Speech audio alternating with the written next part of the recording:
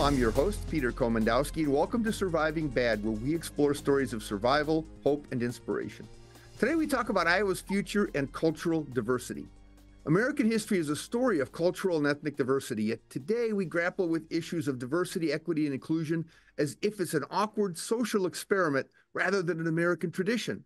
From Cultural in Des Moines, Iowa, Jesse Orton and Paula Bell are here to talk about diversity, equity, and inclusion. Let's meet our guests, starting with Jesse. Hi there. Thanks for having us, Peter. My name is Jesse Orton, as you said, and I am the Director of Operations at Culture All. I'm passionate about equity, inclusion, and education, so found myself in the perfect seat for me here at this organization. And Paula? Hi, I'm Paula Bell. Thank you for having us. And I am a DEI business consultant for Culture All. So essentially, I work with our clients to help them identify where they want to take their diversity, equity, and inclusion journey within their organization. And I help them create that roadmap, that strategy, and help to collaborate and support them as they implement the action plan that we have developed together in the roadmap. And do you also work with various ethnic and cultural communities in Des Moines, in the Des Moines area? We definitely do. We definitely do. We have over 80 ambassadors. We have individuals that are open books for us. We work with many different communities, many different ethnicities, many different races. And Jess, if there's anything I'm forgetting, let me know that you would like to highlight as well.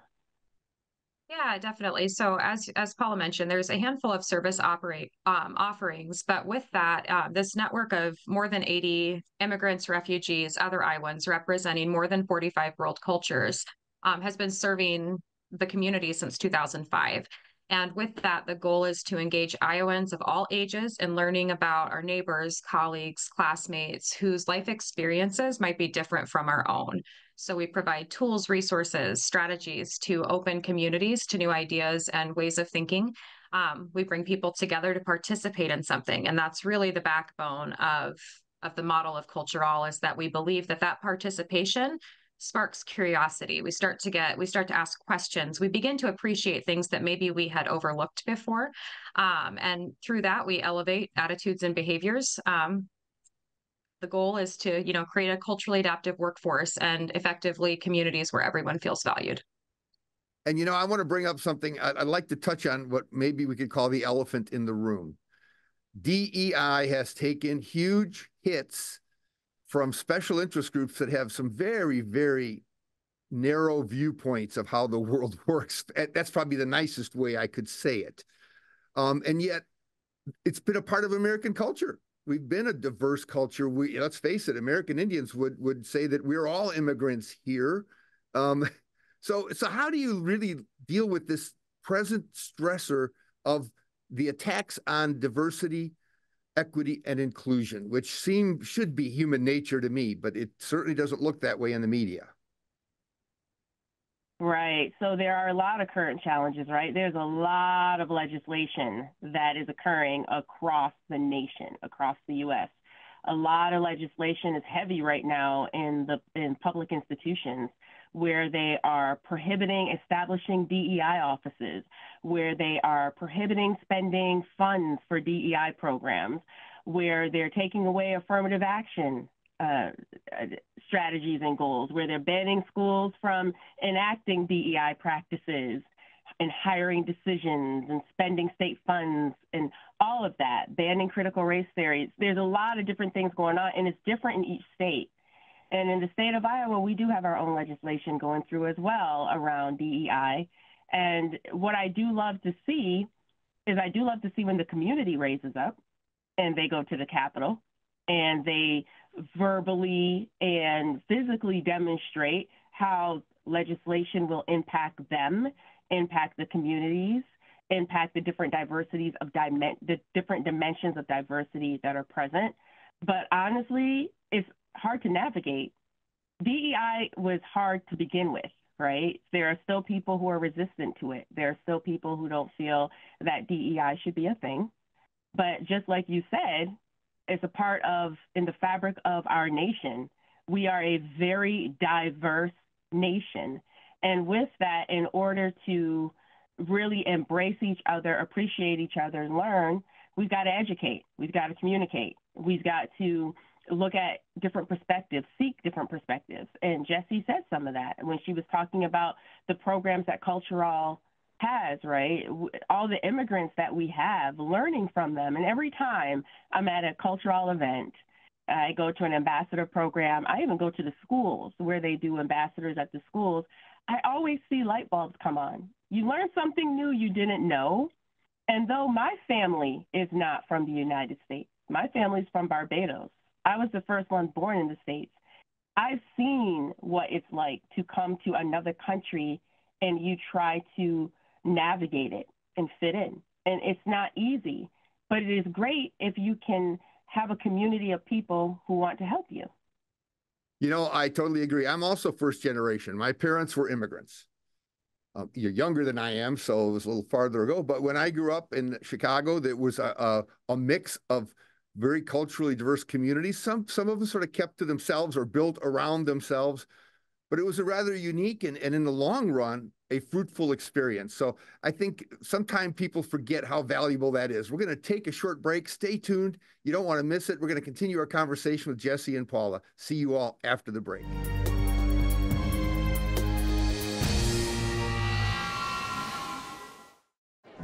The black truck? Hey, Christina from accounting. Yeah, hi. Hey, I used to date a girl named Christina. Oh, really? Yeah, and then she dumped me for my best friend. You want to see some photos of them that I took? I don't. I thought we talked about this, buddy. Buzzed and overshared again? Yeah. Yeah. I'm gonna call a car. That's a smart idea. So yeah, I know, that's why I did it. Hey, you're gonna get back to the top of the mountain. Does that mean I'm gonna get back with Christina? No. Oh. No. Every second, 127 new devices connect to the internet. You can feel it happening, our digital world expanding with every breath. We're entering a whole new era of connectivity, and MediaCom will be ready to power it with one of the nation's first 10G platforms. We'll be bringing you more speed, more capacity, more security, and the power to do more than you ever dreamed possible.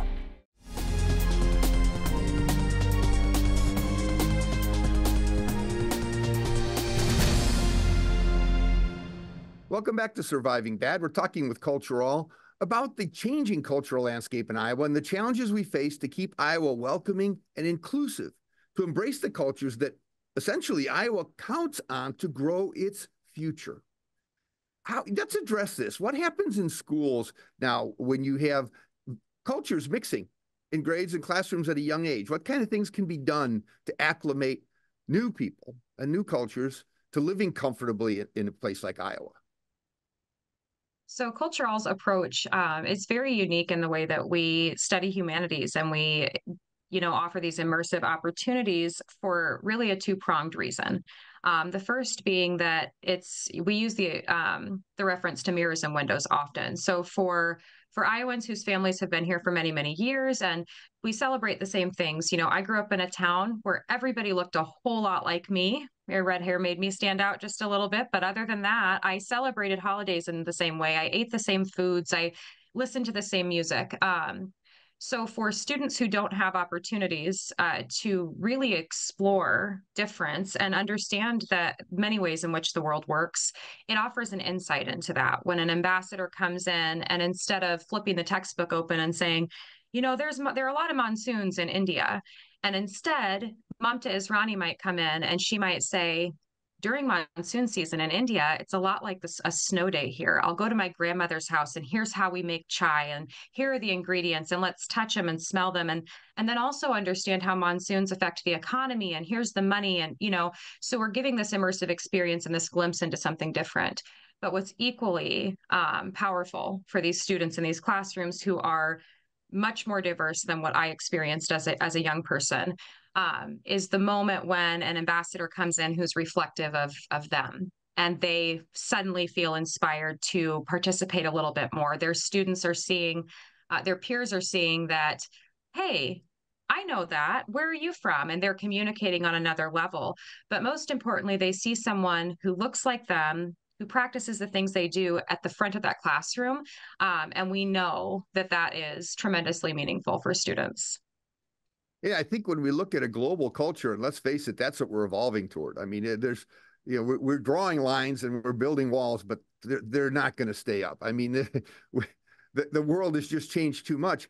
And I really count on young people because they're really just, they're innocent. They don't have negative vibes. They don't start out thinking negative things. They only can learn those things from the environment. And what you're doing to create a better environment certainly doesn't hurt at all. Paula, how about you in dealing with adult populations? Do we see there's some reverse engineering of how they feel too, because they may have not only been stigmatized, but they themselves have sort of isolated themselves from expanding into Iowa culture? You do have some of that, but I also think you also do have these advocates, though, that are still about DEI because they know, just like you said, our landscape is changing. Whether we want it to or not, our landscape is going to change. And with that change, our mindsets also need to change and be open to that. Do you have individuals who are still resistant? Of course. You have some individuals who do not believe that there needs to be a focus on DEI initiatives because everything is good. We're all unique. We all live. We all thrive. We do our thing. As long as I just tolerate you and engage with you when I have to, it's all good. But it's deeper than that, right? It's really, really deeper than that. It's when you really get to understand a person, just like you heard Jess say, when you, even with the young people, when they see someone that looks like them, that they can connect to, that they have that sort of connection to where they feel comfortable and included, that makes a difference. And you cannot tell me that not all of us want to be included in something in some way. It doesn't feel good to be excluded. And really, that's what DEI is all about, embracing each other, including each other, connecting with each other. And the way our businesses are going, a lot of businesses still outsource. So you have to learn to deal with other cultures and understand how to communicate with them and how to engage with them. So I don't see this changing. We can fight it all we want. And I do feel like in some instances we're rolling back, but I do think this is going to correct. And it's going to, even if we roll back, in the future years, our youth-led initiatives and movements is what's going to help bring us back to where we need to be because our society is just not going to look the way it looks today. Yeah, that's a great point. And I know that the wedge that's being driven against DEI is, well, I can speak for this group. Old white guys in government, man. I mean, I'm not one of them, but I can see how there's fear change so much. And it's not the same Main Street, Iowa. It's not the same Des Moines, Iowa. And it's not the same challenges that teachers face in the schoolroom. And our employers need to welcome people into Iowa to grow. America is not growing on its, I can't even say native population, on its initial immigrant wave of population from 200 years ago. You know, we need to invite more people from around the world and the technologies and the benefits they bring to us. And I want to talk about some of that after we take a short break. So see you all after the break, and we'll continue our conversation with Paula and Jesse.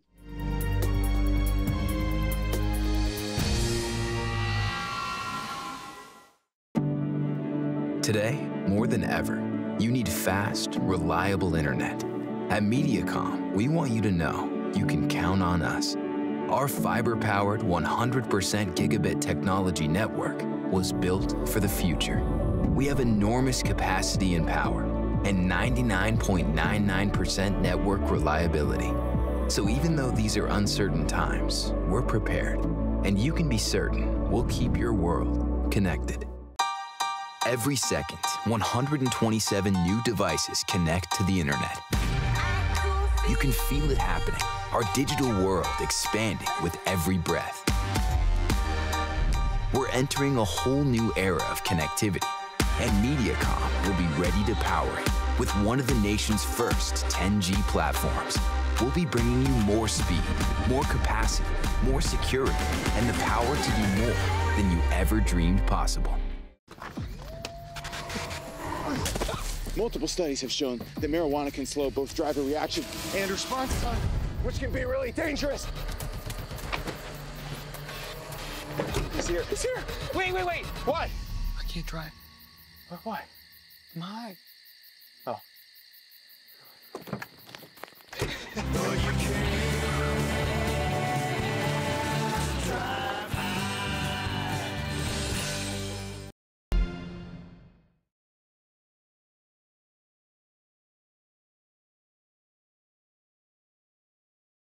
Welcome back to Surviving Bad. I'm your host, Peter Komendowski. We're talking about diversity, equity, and inclusion as an intentional and legacy honoring effort for Iowa.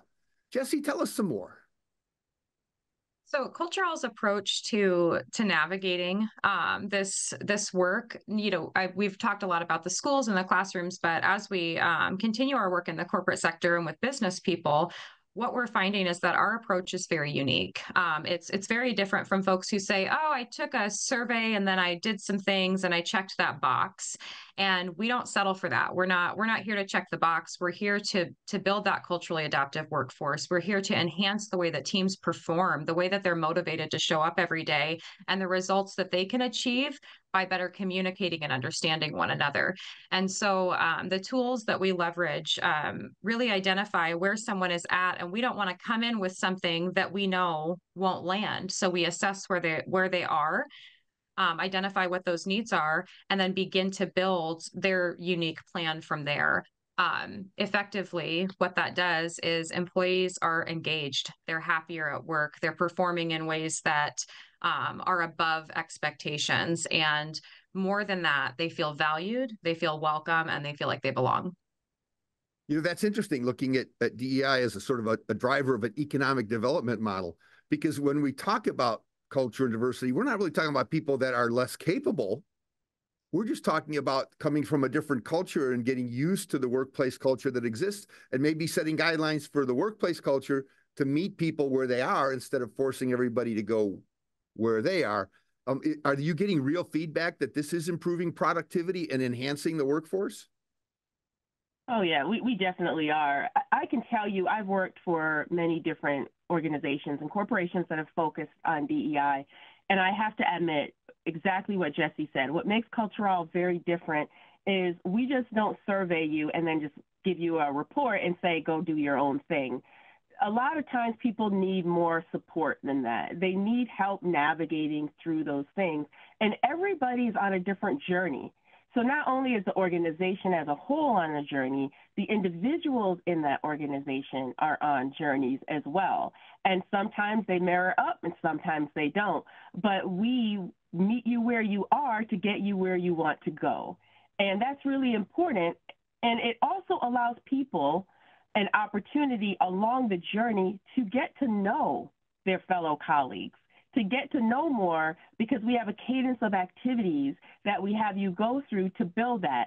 So it's not just, as Jess said, about hitting a certain number, a certain threshold. It's really about creating the culture and the community that you want within your organization, and understanding that all those individual people in the organization bring something of value to the table. They just need a platform for their voice to be heard in order to bring that other perspective. And that's what we hope to do, not only in corporations, but in our communities. Yeah, it's interesting because growing up, when I was young, and in many places, an ethnic restaurant, what's a pizza place?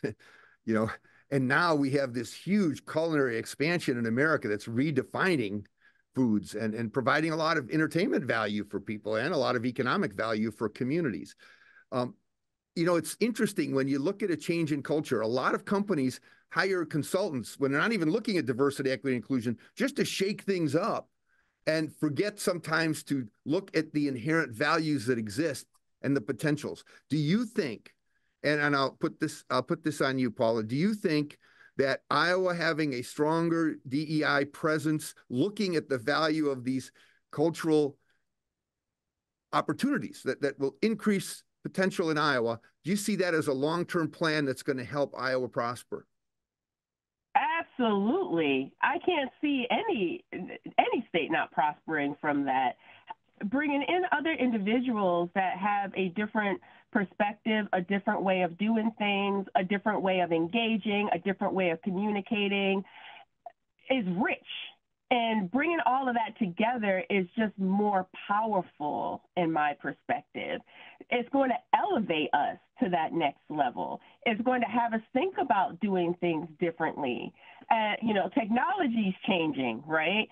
We have artificial intelligence now and all these other things coming up. You need the people who understand how those things work that can bring that level of perspective.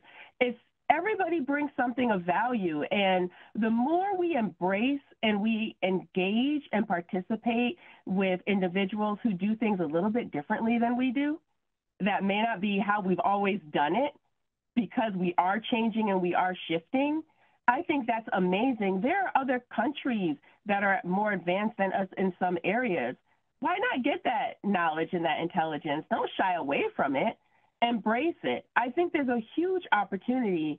And I also think there's also opportunity for the people who are here today to also level up. Let's get to the next level. We don't know everything. Some of us have gotten complacent. So let's get a little bit uncomfortable. Nothing wrong with that. Boy, that makes a lot of sense to me.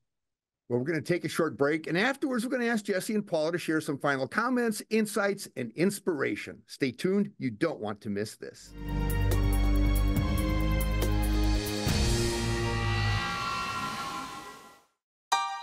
Every second, 127 new devices connect to the internet.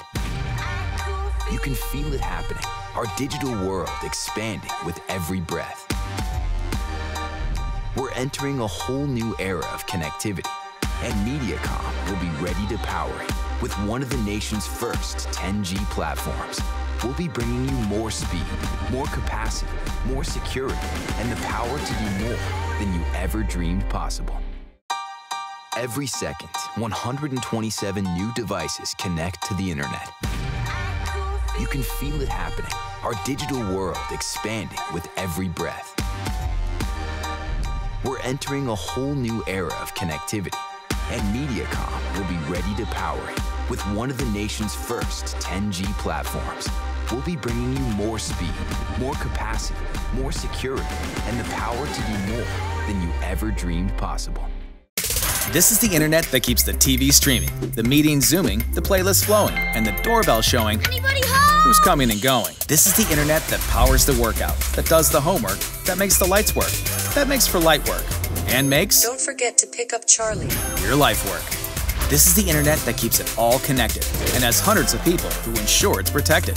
Nice try, hackers. This is the internet voted best, because it's extreme, nothing less.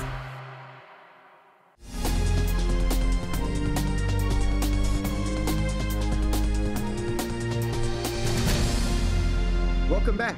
Today on Surviving Bad, we explored the importance of diversity, equity, and inclusion, not the overhyped political arguments, but the real issues that our communities live with and face every day. Let's see what insights and inspiration Jesse and Paula have to share with us. Jesse, let's start with you. Well, I think for me, working at Cultural and being a person who values this welcoming, this idea that everyone feels welcome, I learn something new every single week. Not a week goes by and I'm like, this is the best job in the world. And so what I have as advice to those, as you can imagine with this climate, there are times that we might be doing a multicultural day and a parent sees a flyer come home and they say, who are these people coming to this school? And I don't really know how I feel about that.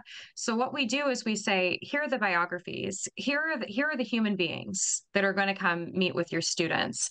And in one particular case, legislation was hot and there was a lot of turmoil, and we had 19 ambassadors, the largest multicultural day that I had ever organized, going to spend a half a day at this high school. And I was thinking, we can't let fear break this down.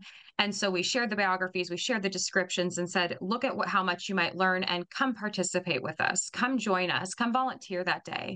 And what I saw, and especially out of high school students, is the first session lets out and these hallways are just a buzz. I still get goosebumps to this day. And they're like, did you see the guy with the chicken? No, did you see the woman doing the dance from Africa? And they're just, which one did you get? Because certainly all students couldn't get all 19. And it was excitement, it was real, and they were learning. And so alongside them, some of those parent volunteers equally large smiles on their faces, and it's worth it for the students. It's worth it for you. So when you find the opportunity to participate in new learning, take it.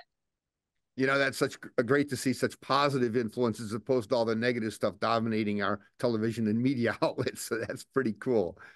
Paula, what about you? Yeah, you know, as a person of color and a woman, I've experienced quite a bit in corporate America. I've worked in many different industries, and in most of those industries and in most of those situations, I have been the only person of color in the room. And sometimes you feel alone. You feel like you can't really be yourself. You can't show up. And that's why I love the work that Cultural does and why I'm passionate about DEI, because I can actually empathize, but I can also help to be the change I want to see. And you do that just through talking, educating, reflecting. First, start with yourself. Identify what biases you might have or where you might be uncomfortable, and get out of that comfort zone. Because at the end of the day, just because I'm a person of color doesn't mean I'm always comfortable in every environment I'm in. But I put myself in environments because I know what it feels like to be alone.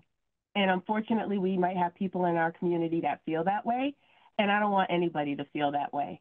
I want us to feel like we all belong and we add value. You know, that's a really important point because all of us crave that without a doubt. I mean, we live in a world sometimes empty of the most positive emotions that we need to live comfortably. And another aspect that's sort of between the lines, listen to you speak, it also sounds like you look at a sort of a whole family and a whole community type of experience, that you have different, you work with businesses and you work with schools, but you also do outreach in the communities and do a lot of sharing as well, don't you? We got a few seconds left at the end. You want to share anything about some of those events? Yeah, definitely. So we are in retirement communities, we are in libraries, we are at fairs and festivals. Plug for the World Food and Music Festival coming up this August. We will be there, and it's a way to celebrate celebrate our neighbors with neighbors throughout the community. So classrooms, the business place, wherever people gather, you can find us there. Well, thank you so much for sharing Cultural's mission and the work you do, and really the importance of this stuff. I really appreciate hearing what you have to say today, and thank you all for watching us today. Check out our website, ahealthyiowa.org, and keep your eye on MediaCom MC22 for our next episode of Surviving Bad, where we explore stories of survival, hope, and inspiration. On MediaCom MC22, your local programming leader.